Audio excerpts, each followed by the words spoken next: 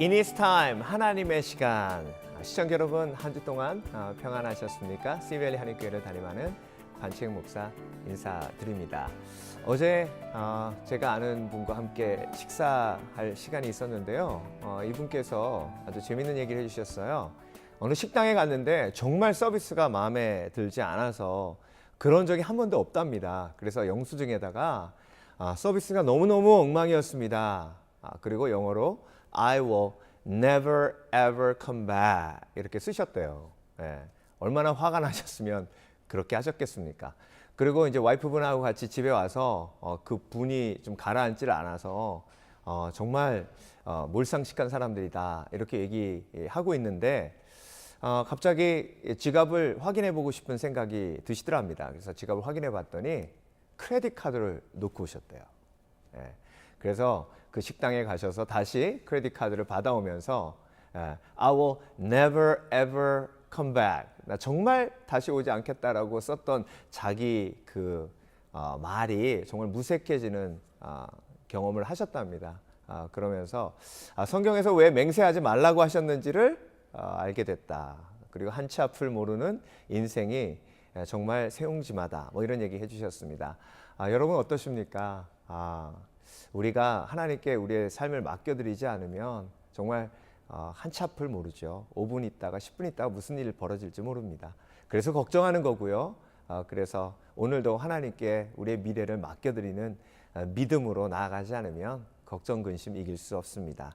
오늘도 미래를 모르기에 겸손하게 하나님께 모든 걸 의탁드리시는 저와 여러분 되시길 주의 이름으로 축원합니다. 네, 자, In His Time 하나님의 시간, 여러분의 기도 제목을 나누고 함께 기도하는 시간인데요. 오늘도 두 가지 기도 제목이 제 손에 들려 있습니다. 자, 먼저 캘리포니아에서 김성도님께서 보내주신 사연인데요. 저희 집 둘째 아이를 위해 기도 부탁드립니다. 아이가 자폐 증상이 있어 어려움을 겪고 있습니다. 병원 검사 결과 뇌에는 문제가 없다고 하는데 자폐 증상을 보이고 있습니다. 특히 현재 초등학교 2학년의 아이가 친구들과의 관계에 어려움을 겪고 있어 걱정이 큽니다. 자폐 증상이 심한 건 아님에도 학교 생활 적응에 어려움을 겪는 모습을 보면서 엄마로 미안하고 안타까운 마음이 듭니다. 아이가 친구들과의 관계에 어려움을 잘 이겨낼 수 있도록 그리고 자폐 증상이 회복되어질 수 있도록 기도 부탁드립니다. 이렇게 기도 제목 나누어 주셨습니다. 김성도님 정말 마음 아프시죠? 아이가 이러면 정말 일상이 손에 잡히지 않을 정도로 그렇게 힘들고 어렵습니다. 그런데 제가 기도하기 전에 한 가지 권면 말씀을 드리면요. 자녀를 바라보면서 부모님이 죄책감을 가지시게 되면 그 자녀가 부담스러워지거든요. 그 자녀가 짐이 됩니다. 그래서 먼저 자녀를 바라보시면서 가지시는 그 죄책감을 하나님 앞에 해결받으실 필요가 있습니다. 요한복음 9장에 예수께서 길을 가실 때에 날 때부터 맹인된 사람을 보신지라 제자들이 물어 이르되 라삐여 이 사람이 맹인으로 난 것이 누구의 죄로 인함이니까 자기니까 그의 부모니까 예수께서 대답하시되 이 사람이나 그 부모의 죄로 인한 것이 아니라 그에게서 하나님이 하시는 일을 나타내고자 하심이라. 그래서 하나님이 나타내고자 하시는 일을 믿으시고 그 죄책감을 십자가 앞에 내려놓으신다면 그 아이를 바라볼 때 훨씬 더 평안함으로 바라보실 수 있지 않을까. 또 그걸 아이가 느끼거든요. 함께 기도할 때 그런 하나님의 은혜가 우리 김성로님 가정에 임했으면 합니다. 함께 기도하겠습니다. 하나님, 우리 김성도님의 사연을 받고 제 마음이 무너집니다. 아파옵니다. 하나님께서 더 아파하시는 줄 압니다. 그럼에도 불구하고 우리 김성도님 가정에 또 이런 아픔을 주시는 이유가 있는 줄 압니다. 하나님의 그 크신 계획을 기대합니다. 하나님, 이 아드님이 자폐 증상을 이기고 또 건강을 되찾을 수 있도록 주께서 역사해 주실 줄 믿습니다. 우리가 기도할 때에 신실하게 응답하시는 주님, 그렇게 역사해 주실 줄 믿습니다. 하지만 우리의 뜻대로 마옵시고 주 뜻대로 하실 때에 주의 뜻이 가장 아름답고 완벽하기 때문입니다. 우리 김 성도님에게 기도 응답되기 전에 먼저 감사의 마음을 허락해 주시고 또 평안함을 허락해 주셔서 아드님과 함께 자폐라는 그 장애물을 넘어 아름다운 관계를 빌드업할 수 있도록 주께서 도와주시옵소서.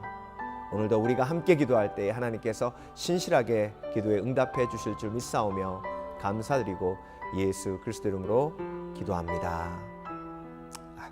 아멘.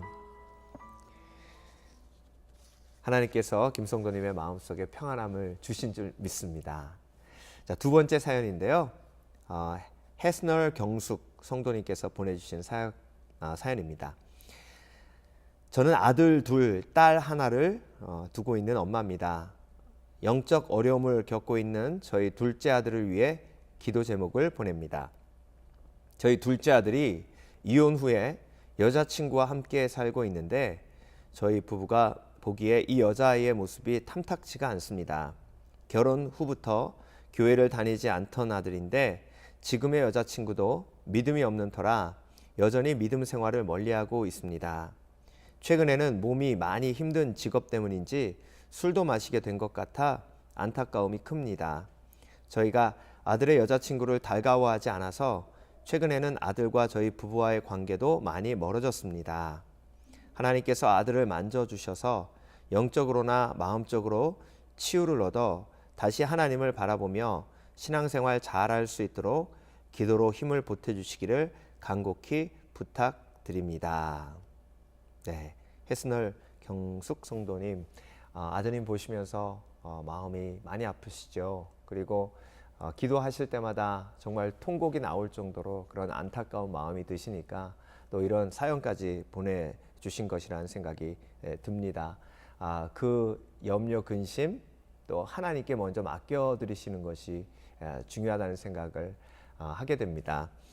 베드로전서 5장 7절 말씀입니다. 너의 염려를 다 주께 맡기라. 이는 그가 너희를 돌보심이라. 아드님, 둘째 아드님이 염려니까요. 그 둘째 아드님을 주께 맡겨드리시기 바랍니다. 주께 맡겨드리신 분의 특징이 뭐냐면 잔소리를 멈춘다는 거예요. 잔소리가 멈춰지면 내가 주께 맡겨드렸다 생각하시면 되고요. 아들을 향해서 잔소리가 멈춰지지 않으면 내가 아직 주께 맡겨드리지 못했구나 생각하시면 되겠습니다. 그래서 주께 맡겨드리신 분은 하나님께 맡겨드렸기에 내가 변화시키려는 잔소리를 멈출 수 있는 거죠. 해스날 경숙 성도님, 그렇게 믿음으로 승리하기를 간절히 바라는 마음으로 함께 기도하겠습니다. 하나님 감사드립니다. 우리 해스날 경숙 성도님, 하나님께서 세 자녀를 허락해 주셨습니다. 그 세 자녀 중에 둘째 아드님이 신앙으로도 어려움 겪고 또 부모님의 많은 아픔이 되어 있습니다. 하나님, 주께서 어머니의 기도를 통해 지금도 역사하고 계시는 줄 믿습니다. 어머니가 기도한 대로 그 아들이 주의 품에 돌아와 하나님의 크신 사랑을 다시 체험하며 놀라운 평안을 누리는 그런 하나님의 아들 되게 하실 줄 믿습니다. 특별히 부모님과 우리 둘째 아드님과의 관계 속에서 하나님께서 역사해 주셔서 관계가 회복될 수 있도록 주님 도와주시고 염려를 주께 맡겨드리라 하신 말씀에 순종하여 아드님을 주께 맡겨드릴 수 있도록 주께서 도와주시고 평안함에 평안을 더하여 주셔서 이 가정이 회복되는 역사가 있게 하여 주시옵소서. 오늘도 우리가 함께 모두 기도했기에 하나님께서 신실하게 응답하실 줄 믿습니다. 감사드리며 예수 그리스도 이름으로 기도합니다. 아멘. 제가 기도하니까 마음속에 하나님이 평안함을 주시네요. 어머니의 기도에 지금 하나님께서 응답하고 계십니다. 둘째 아드님, 이제 주님 품 안에 돌아오는 것 얼마 남지 않았습니다. 힘내시기 바랍니다. In His time, 하나님의 시간.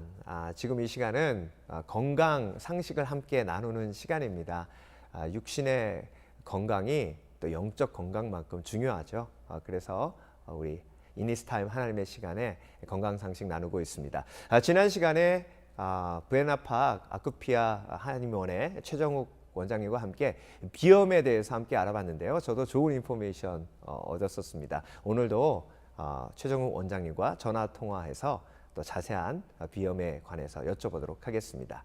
네, 최정욱 원장님 안녕하세요. 네, 안녕하세요. 네, 반갑습니다. 지난 시간에 비염에 대해서 얘기해 주셨는데 네. 아직도 그 컴퓨터 팬에 비유를 하셔서 네. 잘 설명해 주셨던 거 기억이 납니다. 네. 네. 그래서 우리가 이제 마지막 부분에 비염을 한방에서 어떻게 치료하시는가에 대해서 좀 설명을 해 주셨었거든요.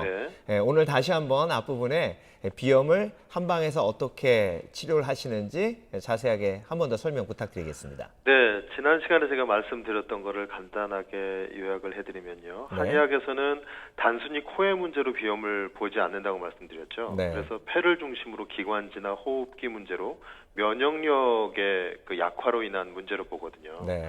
그래서 이제 치료 방법 역시 전신의 균형 치료, 순환 치료에 초점을 둔다고 말씀드렸거든요. 네. 그런데 이제 여기에서 이제 이 치료의 어떤 구체적인 컨셉은 이런 것이고 실질적인 치료에 있어서는 한방이니까 당연히 뭐 침 치료나 한약 치료가 있을 텐데요. 네. 체질에 맞는 어떤 한약 처방이 굉장히 중요하고 네. 그 다음에는 저희가 이제 코에 대해서 집중적으로 치료하는 방법이 있어요. 네. 그래서 우리가 호흡이 잘 안 되는 거는 점막이 부어 있다는 뜻이거든요. 네. 그래서 점막을 이렇게 비경 같은 것을 이렇게 좀 살펴보면 실질적으로 점막이 부어서 공기가 이렇게 유입되는 통로가 굉장히 좁아져 있거든요. 네. 그래서 코가 이제 막히게 되고 더 악화가 되는 거죠. 네. 그래서 치료 방법으로는 그 비강 내 점막을 사열하는 방법이 있습니다. 네. 그래서 실질적으로 침을 가지고 그 부어 있는 점막에 점자 출혈을 하는 거죠. 그렇게 되면 이제 코피가 이렇게 좀 뭐 많은 분들은 많이 나오고 적은 사람들은 적게 나오는데, 네. 그게 그렇게 되면 이제 그 점막이 사이즈가 줄기 때문에 실질적으로 그 숨 구멍이 확보가 되는 거죠. 네. 그렇게 돼서 대번에 이제 호흡이 좀 좋아지는, 숨이 좀 잘 쉬어지는 게 있고, 네. 또 한 가지는 이것은 이제 앞에서 치료하는 방법이라면 실질적으로 그 농을 우리가 빼내야 되거든요. 네. 근데 농을 이제 한약이나 이런 방법은 말리는 방법인데 그 말리는 방법은 사실 시간이 굉장히 오래 걸리고 네. 잘 안 돼요. 그래서 많은 분들이 뭐 한약 많이 먹었는데 뭐 코는 똑같아요. 뭐 이런 것 이제 많이 컴플레인 하시거든요. 네. 그래서 한약 치료는 몸의 어떤 면역력을 높여주는 데 사용해야 되는 거고, 네. 그다음에 실질적인 농을 빼내는 방법은 이제 그 비강 내에 그 습부요법이라 그래서 그 석션을 하는 거죠, 말하자면. 네. 그래서 그 고여 있는 농을 실질적으로 석션을 이용해서 빼게 되면 심한 사람들은 굉장히 많은 양의 코가 그 안에서 나오게 되는 거예요. 그래서 그 이제 축농증, 만성 부비동염의 환자들이 그런 그 원인을 아예 제거시켜주기 때문에 네. 그 이제 치료가 굉장히 호전되는 경우를 볼 수가 있거든요. 네. 그런데 이제 그게 또 시간이 지나면 또 쌓이게 되죠. 그렇죠. 그래서 반복적인 치료를 어느 정도 하게 되면 그 농이 이제 나오는 그 양이 줄어들게 돼요. 그래서 이제 그것을 그런 치료를 바탕으로 해서 같이 이제 뭐 침 치료나 한약 치료를 같이 하다 보면 그래서 우리가 좀 조심스럽지만 네. 그 만성 부비동염에 대한 어떤 완치라는 어떤 그 말을 할 수 있을 것 같아요. 네. 예. 그러면 원장님 궁금한 점이 있는데요. 네. 그렇게 석션하지 않으면 아무리 코를 풀어도 그 속에 있는 농이 다 나오지 않는 건가요? 그렇죠. 석션을 하지 않으면 석션 할 때 우리가 그 긴 카테타를 사용하는데 그게 네. 꽤 깊이 들어가요. 한 10cm 이상 들어가거든요. 네. 그런데 그 코를 풀게 되면 앞에 있는 부분에 있는 코는 다 나오죠. 그래서 네. 순간적으로 시원하게 느껴지는데 네. 그게 조금 지나면 다시 또 코가 막히게 되는 거죠. 네. 그래서 그게 결국에는 이제 나중에 제가 설명을 드리려고 했는데 그 코 세척하는 방법 있잖아요. 네. 그 코 세척하는 방법도 코 쪽 앞쪽에 있는 부분을 세척하는 방법이거든요. 네. 결국에는 그 속 안에 있는 농을 다 제거하지는 못하죠. 이런 방법으로는. 네. 그래서 이제 한방에서는 그렇게 이비인후과에서 하는 방법을 쓰면서도 이제 전체적으로 면역력까지 높여줘서 그 근본적인 치료를 하신다는 말씀이시군요. 네, 맞습니다. 네. 그렇다면 이 비염에 걸리지 않는 게 중요할 것 같아요, 원장님. 네, 네. 그렇죠. 그래서 일상생활에서 비염에 걸리지 않으려면 어떤 조심해야 될까요? 좋은 질문이세요. 네. 우리가 이제 비염이 시작하게 되는 게 이제 급성인 경우라면은 감기라고 말씀드렸잖아요. 네. 그런데 이제 감기가 이제 날씨의 영향도 있지만 우리가 피곤할 때, 몸이 피곤할 때 우리가 감기 걸리는 경우가 많이 있거든요. 그렇죠. 네. 그래서 일단은 피곤한 거를 조금 방지하셔야 돼요. 그렇게 하려면은 스트레스를 좀 덜 받으셔야 되고, 스트레스를 네. 덜 받으시려면 잠을 좀 충분히 주무셔야 되고, 잠을 또 충분히 주무시기 위해서는 어떤 우리의 생활 패턴이 좀 정상적으로, 그러니까 바른 생활의 어떤 그런 패턴으로 돌아가야 되는데, 네. 우리가 이제 일을 하고 오셔서 막 피곤하니까 뭐 저녁 때 뭐 드라마 한 편 보고 좀 늦게 자고 인터넷 웹서핑하고 괜히 늦게 자는 분들이 좀 있거든요. 네. 그렇게 해서 새벽 12시 넘어서 1시에 주무시게 되면 아침에 일어나면 또 피곤하게 되죠. 그런 피곤함이 이제 반복되다 보면 몸에서 이제 면역력이 이제 버틸 수가 없게 되는 거죠. 네. 그래서 나타나는 것들이 이제 감기 증상이에요. 네. 그래서 그 감기 증상을 제때 치료하지 못하게 되면 그래서 결국엔 감기약을 먹는다고 어떤 때는 감기가 잘 안 떨어지는 경우가 있어요. 네. 그거는 이제 아까 제가 말씀드렸던 우리 몸의 면역력과 굉장히 밀접한 관계가 있다는 거죠. 그런 경우에 이제 우리가 집에서 할 수 있는 것은 일단은 좀 잘 쉬어줘야 되는 거예요. 그래서 잘 쉬어주는 뭐 우리가 다 알고 있는 그런 방법 외에 감기를 예방하는 방법 중에는 손을 일단 잘 씻어야 돼요. 네. 손을 잘 씻으시고 실내 온도를 잘 맞추시고 습도 역시 잘 맞춰주셔야 되고 그다음에 춥다고 그냥 문을 꽁꽁 닫고 계시면 안 되고 하루에 한두 번은 문을 활짝 열어서 좀 환기를 좀 시켜주셔야 되고 네. 그다음에 음식 굉장히 중요한데 인스턴트나 아니면 뭐 우리 한국 사람은 너무 매운 음식 좋아하는데 그런 것들을 좀 가려서 좀 드셔야 되고요. 네. 그다음에 담배 피시는 분들은 담배 좀 줄이시거나 이참에 좀 끊으셔야 되고 네. 뭐 할 수 있는 방법은 굉장히 많습니다. 그런데 네. 우리가 그것을 실질적으로 내가 이제 마음을 딱 먹고 하겠다 아니면은 그래도 아직까지는 내가 이거보다는 이쪽이 더 좋아 이렇게 하시는 분은 뭐 아무리 얘기를 하셔도 그게 조금 힘들죠. 네. 그래서 아무리 뭐 좋은 의사를 만나고 좋은 약을 먹는 것도 중요하지만 네. 또 그 병의 원인이 되는 습관을 고치는 것이 더 중요하다. 그렇죠. 이런 말씀해 주셨습니다. 감사드리고요. 원장님 마지막으로 네. 비염 때문에 정말 고통스럽잖아요. 그렇죠. 예, 그래서 의사 선생님 뵙기 전에 조금이라도 집에서 좀 증상을 완화시키려면 네. 어떻게 하면 될까요? 제가 방금 말씀드렸던 그것 외에도요. 네. 음식하고 우리 면역력은 굉장히 밀접한 관계가 있거든요. 네. 그래서 이제 인스턴트나 뭐 어떤 그 스낵 같은 간식 같은 거 있잖아요. 네네. 뭐 과자나 뭐 이런 뭐 아이스크림 이런 것들은 정말 우리 면역력에 도움이 안 돼요. 네. 그래서 그런 것 때문에 인스턴트 음식이 우리 몸에 들어오면 그것 때문에 열이 생기거든요. 그래서 열은 위로 뜨잖아요, 자꾸. 네. 그 불을 보면 알 수 있잖아요. 그래서 이 열이 위로 올라오면서 이런 호흡기나 이런 데를 다 말려버리는 거죠. 네. 그래서 이제 그게 건조하게 되고 드라이하게 되니까 이제 더 조금 심하게 이제 그 비염 증상이 나타나기도 하고요. 네. 그다음에 너무 육식이나 기름기를 많은 음식을 드셔도 또 증상은 똑같아요. 네. 그래서 이제 음식을 조금 라이트하게 드시는 게 굉장히 중요하고요. 그다음에 채식 위주로 요즘에는 좀 많이 좀 바꾸셔야 돼요. 네. 육식을 너무 많이 드시기 때문에 그것 때문에 우리가 육식 음식을 많이 먹으면 성격도 조금 이렇게 날카로워지고 사나워진다는 사실을 아시나요? 네.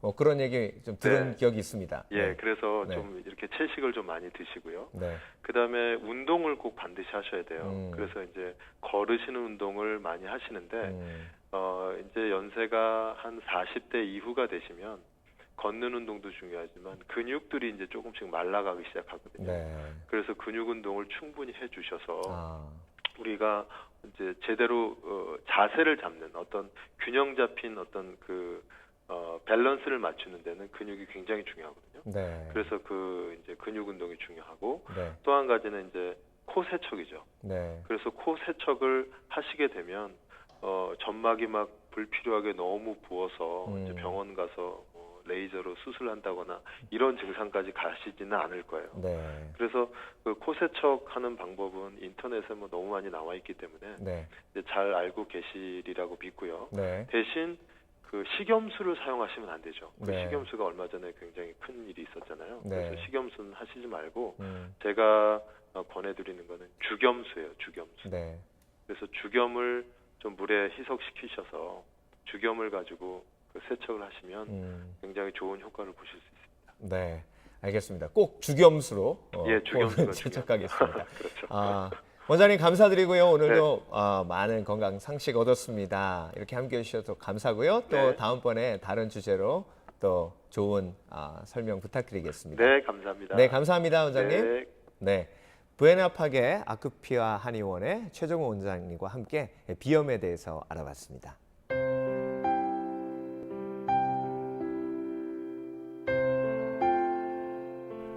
In this time 하나님의 시간, 오늘의 말씀을 함께 나누겠습니다.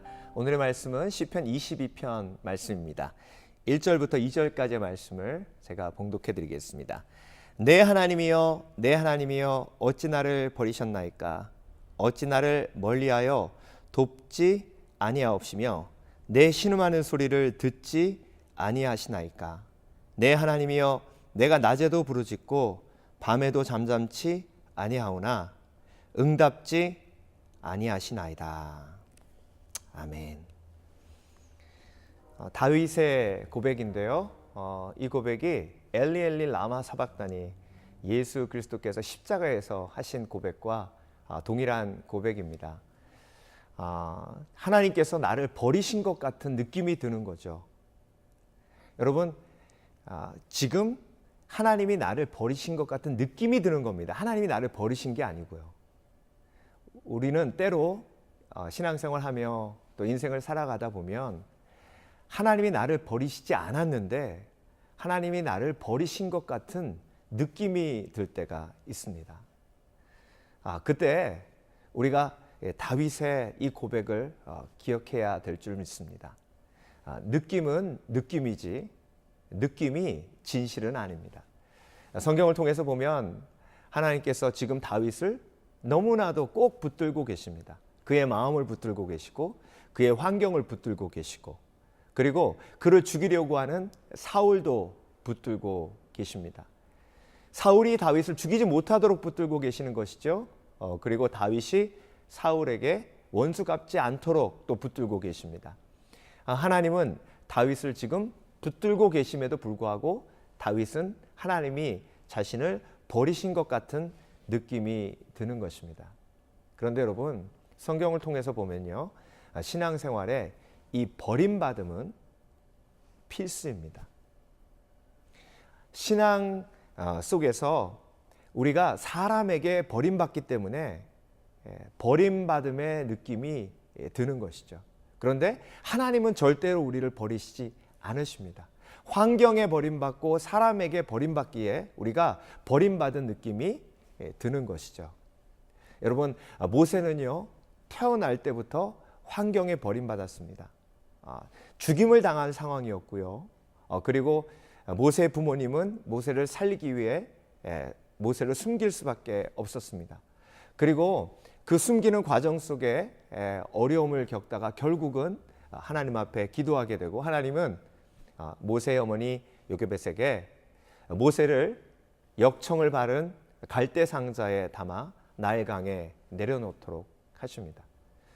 그것이 버림입니다. 모세는 태어날 때부터 버림받았습니다. 부모님께 버림받았고요. 그리고 하나님께서 그렇게 하라고 하셨기에 하나님께 버림받는 그런 모습이었습니다. 그런데 여러분, 그것이 버림받는 것이 아니라 사람이 버렸다 하더라도 하나님은 바로의 딸을 통해서 모세를 보호하셨습니다. 그리고 모세는 하나님의 계획 속에 있었습니다. 요셉도 마찬가지입니다. 요셉도 형들에게 버림받았습니다. 형들에게 버림받아 노예로 팔려갔습니다. 여러분, 그 상처가 얼마나 컸을까요? 그런데 사람에게 버림받았던 요셉을 하나님은 붙들고 계셨습니다. 그리고 요셉이 그 버림받음을 이길 수 있도록, 그 상처를 이길 수 있도록 도와주셨습니다. 여러분, 인생에 버림받음은 필수입니다. 왜냐하면 결국 아무리 나를 사랑해 주는 사람도 영원히 나와 함께 있을 수 없기 때문에 그렇습니다. 저는 양로병원에 가서 한 6년 정도 한 달에 한 번씩 체프를 인도했었습니다. 양로병원은 인생의 종착역이라고 하죠. 그 양로병원에서 생활하시는 할아버지 할머님들을 보면 이제 천국이 가까이 왔구나 하는 생각이 들 정도입니다. 그런데 여러분, 아무리 사랑이 많은 가족들도요, 그 양로병원에 어머님, 할머니 보러 일주일에 한 번 오기 쉽지 않습니다. 그렇다면 내가 그렇게 목숨 걸고 사랑했던 내 자녀들이 내가 이렇게 어렵고 아플 때 나를 자주 찾아오지 못하는 것에 대한 섭섭함이 있을 수밖에 없죠. 그럴 때 버림받은 느낌이 듭니다. 그리고 부모님이 돌아가시면 우리는 그 부모님의 시신을 집에다 둘 수 없습니다. 관에 넣어서 땅에 묻게 됩니다. 어떻게 생각하면 인생은 끝까지 버림받는 것이라고 해도 과언이 아닙니다. 그런데 그 버림받음 속에서 하나님의 사랑은 영원하다는 것입니다. 하나님께서 우리에게 하나님의 사랑이 영원하기에 인간에게, 인생에게, 또 환경에게 버림받는 것이 아무렇지 않을 수 있는 힘이 우리 가운데 공급되어지는 것입니다. 그래서 하나님은 우리를 버리시지 않으시기에 사람의 버림이 두렵지 않아야 할 줄 압니다. 제가 치유사역하면서 또 성경 공부하면서 정말 버림받은 상처 때문에 너무 힘들어하시는 분들을 보게 됩니다. 예수님이 이 땅에 오셔서 십자가를 경험하셨고 십자가에서 하셨던 고백이 엘리엘리 라마 사박단입니다. 하나님 왜 나를 버리셨나이까? 그런데 그 후에 바로 부활이 있었습니다. 하나님은 예수님을 버리지 않으셨습니다. 사람들은 예수님을 버렸고 제자들도 예수님을 버렸습니다. 그렇지만 십자가에서 예수님을 승리하시며 그 버림이 부활로 이어졌습니다. 저와 여러분, 인생을 살면서 버림받는 것은 필수입니다. 그렇지만 하나님의 사랑이 우리에게 있기에 그 버림받음이 더 이상 나에게 상처가 되지 아니하고 그 상처가 오히려 하나님을 더 의지하게 되는 신앙의 믿음의 도구가 되는 것이죠.